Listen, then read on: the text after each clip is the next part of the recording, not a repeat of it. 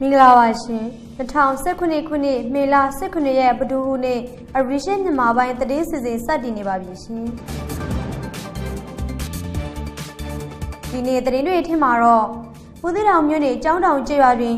မြေကြားဆောင်ရင်းများနဲ့စစ်သားများကရိုဟင်ဂျာအမျိုးသမီး32ဦးကိုမတိန်ကျင်းခဲ့တဲ့သတင်း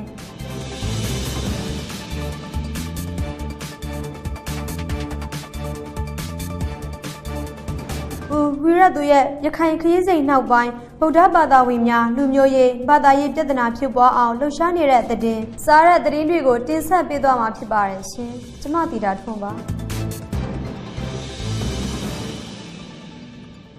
အာကန်ပြည်နယ်ရှိဘူးသီးတောင်မြို့နယ်တောင်ပဇာမြောက်ပိုင်းကျောင်းတောင်ကျေးရွာအုပ်စုတွင်ရိုဟင်ဂျာအမျိုးသမီး32ဦးကိုနေကြဆောင်ရင်းများနဲ့စစ်သားများက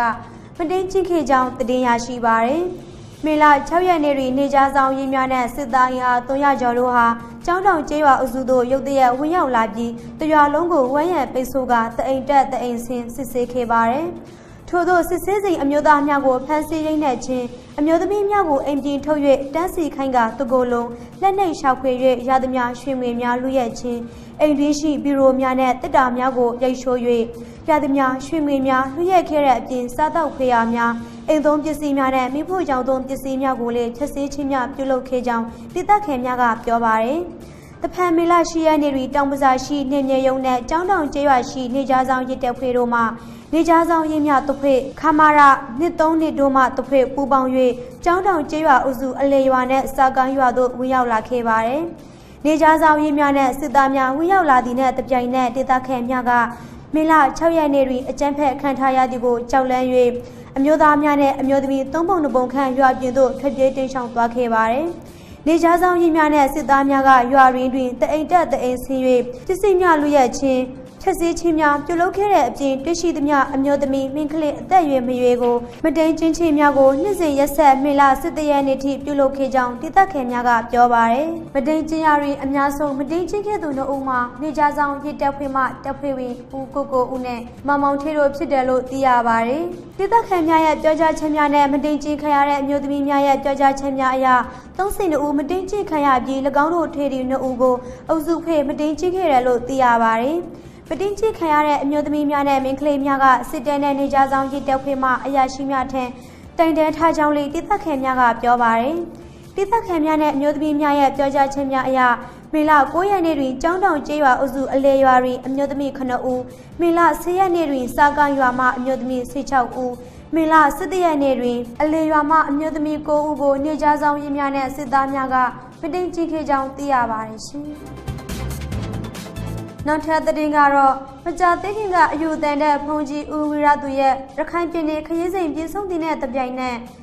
ဒေသခံဗုဒ္ဓဘာသာဝင်များကလူမျိုးရေးနဲ့ဘာသာရေးပြဿနာဖြစ်ပွားလာအောင်လှုပ်ရှားနေကြောင်းသိရပါတယ်။အာရကန်မြောက်ပိုင်းမောင်တော်မြို့နယ်မှာ2012ခုနှစ်တွင်ဖြစ်ပွားခဲ့တဲ့ပဋိပက္ခကာလနောက်ပိုင်းရခိုင်နဲ့ရိုဟင်ဂျာလူမျိုးများကတစ်ဖက်နဲ့တစ်ဖက်ပြဿနာမရှိဘဲရင်နှိုင်း၍နေထိုင်လျက်ရှိရာမဘာသာအမိခင်အရေးကြုံဦးဝီရသူဟာမကြာသေးခင်ကရခိုင်ပြည်နယ်သို့ရောက်ရှိလာပြီးမောင်တော်နဲ့ပူသီတောင်မြို့တို့တွင်ဒေသခံအာဏာပိုင်များရခိုင်ကောင်းဆောင်များနဲ့ရှောဝဲအစည်းအဝေးပြုလုပ်ခဲ့ပါတယ်။ထို့သောအစည်းအဝေးပြုလုပ်ရာတွင်ဦးဝီရသူက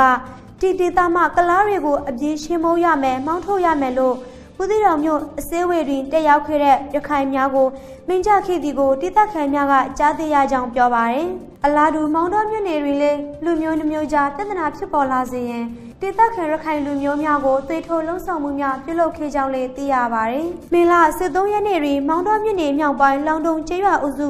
နာတလာစံပြကျေးရွာမှဗုဒ္ဓဘာသာဝင်ဘင်္ဂလီရခိုင်စေဦးတို့အရက်မူ၍စင်သေးပြည်ရိန်ဂျာကျေးရွာထေသို့ဝင်ရောက်လာပြီးရွာသူရွာသားများကိုအမျိုးမျိုးအော်ဟစ်ဆဲဆိုခြင်းနဲ့မအိပ်နိုင်အောင်ဆူဆူရရန်ပြုလုပ်ခြင်းများဟာအယူတန်တဲ့ပုံကြီးဥဝီရသူရဲ့သွေးထိုးလုံးဆောင်မှုအရာရိုဟင်ဂျာရွာထေသို့ပြဿနာရှာရန်လာရောက်ခြင်းဖြစ်ကြောင်းထိုကဲ့သို့သောအနောက်ချက်များကိုမခံမရနိုင်၍ရိုဟင်ဂျာတစုံတဦးကတခုခုတွန့်ပြန်လာပါက